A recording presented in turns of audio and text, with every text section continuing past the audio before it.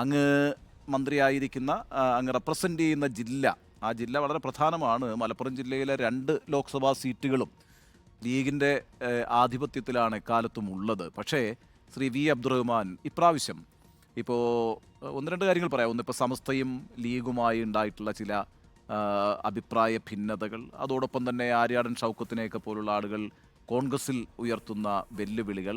അപ്പോൾ ഇതൊക്കെ ഒരു അനുകൂലമായ മുൻ തിരഞ്ഞെടുപ്പ് കാലത്തേക്കാൾ കുറച്ചുകൂടി അനുകൂലമായ ഒരു അന്തരീക്ഷം ഇടതുപക്ഷത്തിന് ഉണ്ടാക്കുന്നുണ്ടോ ആ ജില്ലയിൽ? എന്തെങ്കിലും അത്ഭുതം ഈ പറയുന്ന 2-3 മാസത്തിന് ശേഷം നടക്കാനിരിക്കുന്ന തിരഞ്ഞെടുപ്പിൽ? ഞാൻ അങ്ങ് ആ ജില്ലയിൽ നിന്ന് വരുന്ന നേതാവെന്ന നിലയ്ക്ക് ചോദിക്കുന്നു, അതിനുള്ള സാധ്യതകൾ എത്രമാത്രമാണ്?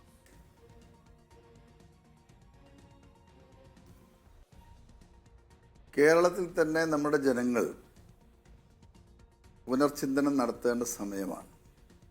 ഇവിടെ ദേശീയ രാഷ്ട്രീയം നമ്മൾ എടുക്കുകയാണെങ്കിൽ ന്യൂനപക്ഷ വിഭാഗങ്ങൾക്ക് ഇന്നുണ്ടാവുന്ന ഏറെ ദുരിതങ്ങളുണ്ട്. അതിനെതിരായി ശബ്ദിക്കാൻ കോൺഗ്രസ് പോലുള്ള ഒരു കക്ഷികൾക്കും കഴിയുന്നില്ല.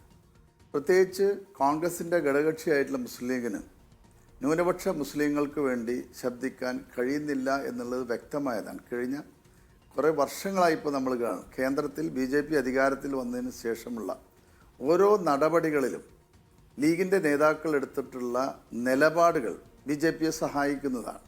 അത് നല്ല രീതിയിൽ തന്നെ മനസ്സിലാക്കി പോകാൻ നമ്മുടെ മലപ്പുറം അടക്കമുള്ള സ്ഥലങ്ങളിൽ ന്യൂനപക്ഷങ്ങൾ തയ്യാറാണ്. അത് മുസ്ലിം ന്യൂനപക്ഷങ്ങൾ മാത്രമൊന്നുമല്ല, കേരളത്തിലെ ന്യൂനപക്ഷങ്ങൾ അത് മനസ്സിലാക്കി പോകേണ്ടതുണ്ട്.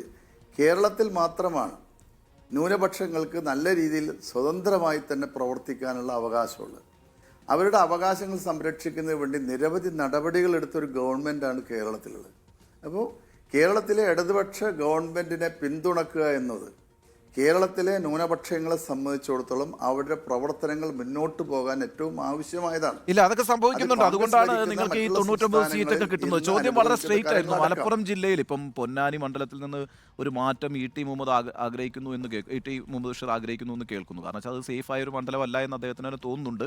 ആ മണ്ഡലത്തിലെ പല നിയമസഭാ മണ്ഡലങ്ങളിലും CPM വിജയിച്ചിട്ടുള്ള മണ്ഡലവുമാണ്. അതുകൊണ്ടാണ് ഞാൻ ചോദിക്കുന്നത്, ഈ പറയുന്ന ഇപ്പോഴത്തെ ഒരു രാഷ്ട്രീയ സാഹചര്യം ഉണ്ടല്ലോ, സമസ്തയായിട്ടുള്ള ഭിന്നിപ്പ്, കോൺഗ്രസിലെ പ്രശ്നങ്ങൾ. അപ്പോൾ പൊന്നാനി മണ്ഡലം എന്ന് പറയുന്നത് തൊട്ട് അത്ര സേഫ് അല്ല എന്ന് ലീഗിന് പോലും തോന്നുന്നൊരു സാഹചര്യം അവിടെ രൂപപ്പെട്ടു വന്നിട്ടുണ്ട്. അതുകൊണ്ടാണ് ഞാനത് ചോദിച്ചത്. അതുകൊണ്ടാണ് ഞാൻ പറയുന്നത്, ഈ ന്യൂനപക്ഷങ്ങളിലെ ഏറ്റവും കൂടുതലുള്ള ആരാ മലപ്പുറം ജില്ലയിൽ മുസ്ലിം ന്യൂനപക്ഷമാണ്. അവർക്ക് തന്നെ ഇത് മനസ്സിലാവണം. അവർ ഇടതുപക്ഷത്തെ പിന്തുണക്കുന്ന രീതിയിലേക്ക് കാര്യങ്ങൾ പോവുകയാണ്. മുസ്ലിം ലീഗ് തന്നെ സമസ്ത പോലുള്ള സംഘടനകളെ അവരെ ഇല്ലാതാക്കാൻ ശ്രമിക്കുകയാണ്. എത്രയോ വർഷങ്ങളായി കേരളത്തിലെ മത പ്രബോധന രംഗത്തും സുന്നി പ്രസ്ഥാനങ്ങളിലൊക്കെ തന്നെ ഉയർന്ന നിലവാരം പുലർത്തുകയും ഏറ്റവും മാന്യമായി കേരള സമൂഹത്തോട് പെരുമാറിയുന്ന സമസ്ത പോലുള്ള അതിൻ്റെ ഉന്നതരായ നേതാക്കൾ എന്ന് പറഞ്ഞാൽ കേരളത്തിൽ എല്ലാവരും ആദരിക്കപ്പെടുന്ന, ബഹുമാനിക്കപ്പെടുന്ന വലിയ വലിയ മഹത്തുക്കളായിരുന്നു. അവരെപ്പോലും തള്ളിപ്പറയുന്ന രീതിയിൽ ഒരു സാധാരണ രാഷ്ട്രീയ ചേരികൾ തിരിഞ്ഞുള്ള പ്രസ്താവനകൾ പോലെ നടത്താൻ മുസ്ലിം ലീഗ് അടക്കമുള്ള കാര്യങ്ങൾ തയ്യാറാവുമ്പോൾ സമസ്ത പോലുള്ള സംഘടനകൾ മറ്റൊന്ന് ചിന്തിച്ചാൽ തെറ്റൊന്നുമില്ല. അത്തരം സംഘടനകളെ സംരക്ഷിക്കാൻ അല്ലെങ്കിൽ അവർക്ക് കൃത്യമായുള്ള സംരക്ഷണം നൽകുന്ന കാര്യത്തിൽ ഇടതുപക്ഷ പ്രവർത്തകർ എന്നും മുന്നിൽ നിന്നുണ്ട്.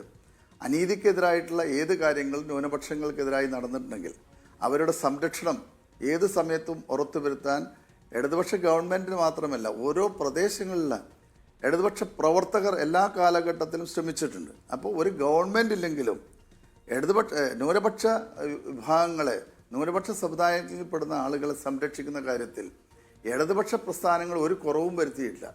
അത് കേരളത്തിലെ പ്രത്യേകിച്ച് മലപ്പുറം ജില്ലയിലെ മുസ്ലിം ജനവിഭാഗങ്ങൾ മനസ്സിലാക്കി പോകേണ്ടതുണ്ട്. യൂണിവേഴ്സിറ്റി, മലപ്പുറം ജില്ല അടക്കമുള്ള കാര്യങ്ങളിൽ ഒക്കെ തന്നെ